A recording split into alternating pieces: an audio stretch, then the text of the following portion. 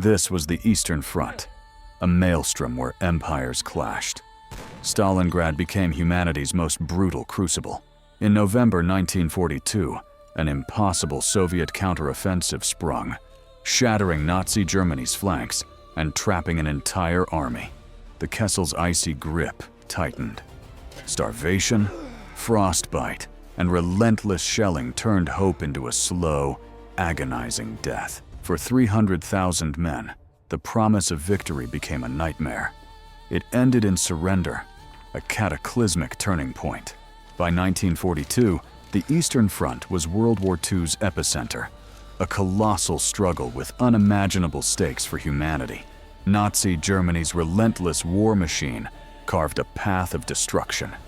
Driven by a boundless ambition for expansion and resources, fueled by ideology and a thirst for conquest, Hitler turned his gaze east towards the Soviet Union's heartland. July 1942, Operation Case Blue launched, a colossal offensive designed to shatter Soviet power and seize vital resources. The ultimate prize, the Caucasus oil fields. Without this black gold, Nazi Germany's war machine would grind to a halt. But on the Volga River, a city stood. Named for Stalin, it became a symbolic, strategic target for the Reich. Leading this crusade, the Sixth Army, a powerful force under General Friedrich Paulus, seemed invincible, destined for glory. Paulus, a meticulous strategist, commanded an army honed by years of blitzkrieg victories across the European continent.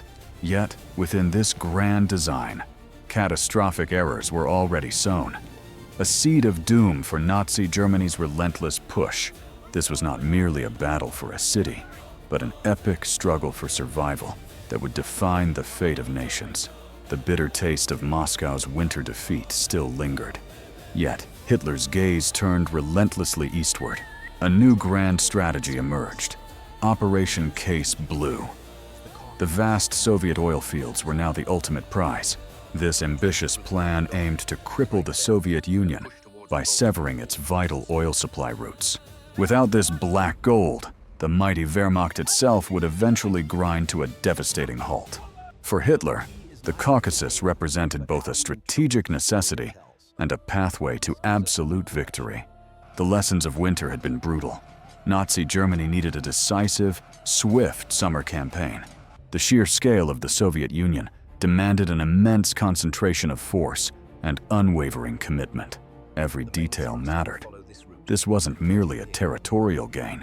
It was economic strangulation for the enemy.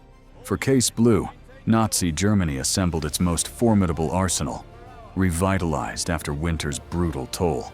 Panzer divisions, reinforced and re-equipped, stood ready. They were the spearhead of this colossal offensive. The Luftwaffe, still formidable, would provide crucial air superiority, blasting a path for the ground forces. Alongside the Wehrmacht, Axis allies contributed significant, though often less equipped, troop contingents. Millions of men, thousands of tanks and aircraft. The scale of the invasion was truly unprecedented. Morale among the German ranks was high. This summer, they believed, final victory was within their grasp. Logistics, a constant challenge, were meticulously planned to sustain the rapid advance through vast distances. Experienced commanders, honed by previous campaigns, prepared for the decisive thrust into the Soviet heartland. The assembly of forces was complete. A colossal hammer blow was poised to strike the Soviet Union. The summer of 1942, the eagle was ready to descend, its talons sharpened for a devastating strike. The Soviet Union, battered but unbroken, faced a renewed threat after the costly defense of Moscow. Intelligence on Nazi Germany's intentions was muddled, leading to critical misjudgments and dispersed forces. Many Soviet units were still equipped with older models, struggling against the superior German weaponry. Stalin's political purges had decimated experienced command staff, impacting strategic and tactical decisions. Despite the disadvantages, a fierce determination burned within the Soviet defenders, ready to sacrifice everything. The vastness of the land offered both a challenge to the invaders and a difficult defense for the Soviets. On June 28, 1942, Case Blue unleashed its fury. Nazi Germany's offensive began with terrifying momentum. The initial push was seemingly unstoppable. A whirlwind of steel and fire tearing through Soviet lines. Soviet defenses crumbled under the shock, leading to widespread confusion and desperate, disorganized withdrawals. The German Sixth Army and others spread out, rapidly conquering vast swaths of territory. This early success echoed the blitzkrieg victories of earlier years, reinforcing German confidence and aggression. Towns and villages fell quickly. The seemingly unstoppable advance appeared to have no end in sight. Day after day, the German war machine rolled eastward, covering incredible distances with relentless efficiency. Supply lines, though strained, miraculously kept pace, feeding the hungry beast of the German offensive. Despite the harsh summer conditions, the drive maintained its incredible speed. The momentum was palpable. The seemingly endless steppes offered little natural defense, allowing the panzer groups to exploit wide gaps. Hitler's fatal decision to split forces now emerged, dividing the spearhead between oil and the Volga. For one army, the destination was becoming clear: the industrial city of Stalingrad, on the Volga. The name Stalingrad, a symbol of Soviet power, would soon become synonymous with ultimate desperation. The Eagle's descent was nearing its climax. The stage was set for the bloodiest battle in history. In the autumn of 1942, a new horror descended upon the streets of Stalingrad. The Rattenkrieg. Nazi Germany's Sixth Army, once invincible, now marched into the maw of an urban meat grinder. Every building, every street, every sewer pipe became a contested battleground. A tomb. Stalingrad transformed into an inferno. A crucible where conventional warfare dissolved into primal instinct. This was no longer open field combat. It was a brutal, claustrophobic dance with death at every turn. Inches, not miles, defined victory. Close quarters combat became the horrifying reality of daily survival. Above the ruins, Mamayev Kurgan, the height 102.0, loomed, a bloody prize for both sides in the conflict. Thousands died fighting for this barren hill, its soil soaked crimson, changing hands repeatedly in savage assaults. Railway Station Number 1, a strategic artery, witnessed some of the most ferocious and desperate fighting in 1942. It changed hands over a dozen times, each recapture paid for in blood, a testament to its strategic value. Against Nazi Germany's might stood the Soviet 62nd Army, cornered yet unyielding under new command. General Vasily Chuikov, a pragmatic and relentless leader, understood the unique demands of this urban nightmare. Chuikov devised the hugging tactic, keeping Soviet lines so close to the enemy. Artillery strikes became impossible. Nazi Germany's feared Luftwaffe could not bomb without risking their own troops in the intertwined chaos below them. Similarly, massive artillery barrages were rendered useless. The proximity made friendly fire an unacceptable risk for the Germans. This ingenious strategy stripped Nazi Germany of its technological edge, forcing a grinding infantry battle for every meter. Every room, every floor, every cellar became a kill zone, a desperate, personal struggle for survival. Amidst the rubble, raw courage shone on both sides, forged in the crucible of absolute horror and sacrifice. But beneath the valor, a palpable desperation lingered, pushing men to their breaking points in this relentless conflict. History is filled with poignant, harrowing accounts from those who endured this urban maelstrom of 1942.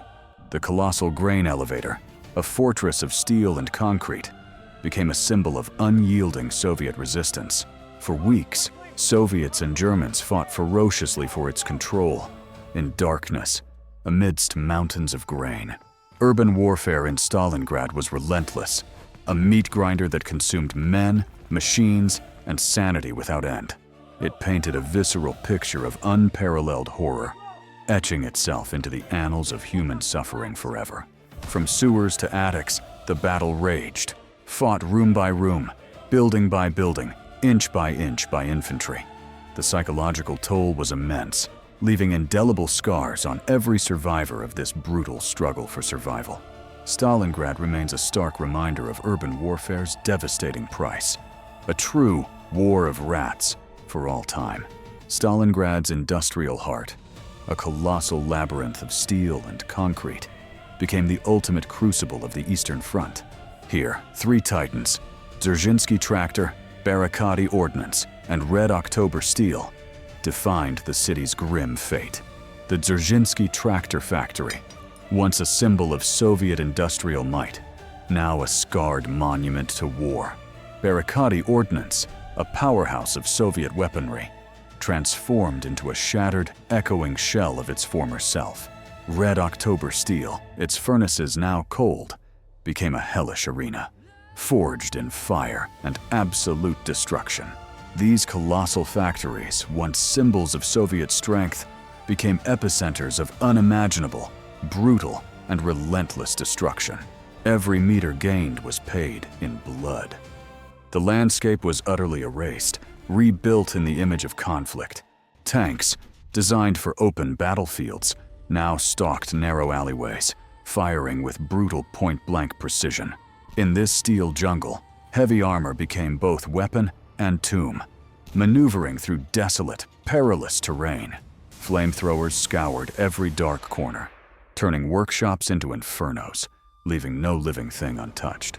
Within these burning halls, soldiers fought hand-to-hand, locked in a brutal, claustrophobic dance of death. Every ruined building, every pile of rubble became a fortress, a desperate bastion against overwhelming odds. Soviet defenders, grim and resolute, clung to every shattered beam, every brick, with fanatical tenacity. Nazi Germany's relentless advance pushed deeper into the industrial heart, a grinding, brutal procession. Their determination was absolute. Each captured meter represented a colossal triumph, a heavy cost. But this advance was agonizingly slow, a testament to the Soviet Union's unyielding resistance in the terrain. Every step was a fight, a desperate struggle through a landscape of twisted steel and shattered concrete. These steel and concrete behemoths became the graves of thousands, consuming men and machines alike. The battle built to a grim crescendo, a final, desperate push for control of Stalingrad's industrial core. Then came October 14th, 1942. A day etched in fire and blood, marking a critical turning point. The Wehrmacht launched a furious assault, focusing all their remaining strength on the Dzerzhinsky Tractor Factory. After weeks of brutal fighting, the Dzerzhinsky Tractor Factory finally fell into Nazi German hands. Their objective achieved, German troops stood on the banks of the Volga, the river their final barrier. 90% of Stalingrad was now under Nazi German control. A staggering, almost complete victory. This was Nazi Germany's high water mark, the apex of their eastern offensive, a moment of profound significance. But even as they celebrated, a storm gathered on the horizon, an inexorable tide preparing to turn. This devastating victory was merely a prelude to their ultimate destruction. The siege had just begun. For months, Stalingrad devoured armies, a brutal, unforgiving urban hellscape. Yet, unseen forces were stirring. While Nazi Germany bled in the city, the Soviet Union meticulously planned an audacious, secret counteroffensive. This wasn't just about Stalingrad. It was a strategic masterstroke, aiming to turn the tide of the entire war. Operation Uranus, a plan born of brilliant strategic thinking, shrouded in absolute, impenetrable secrecy for months. The Soviet Union identified the weak points, vulnerable Romanian and Italian flanks guarding the northern and southern approaches. Under relentless blizzards and radio silence, immense Soviet forces began their clandestine, strategic deployment.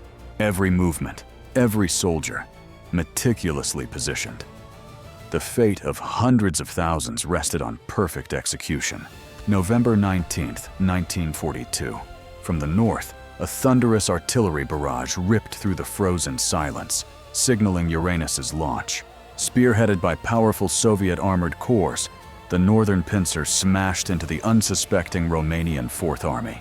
The thinly stretched Romanian defenses, poorly equipped and ill-prepared, crumbled rapidly under the overwhelming Soviet onslaught. With incredible speed and devastating force, the Soviet armored units exploited every breach, driving deep into the Axis lines.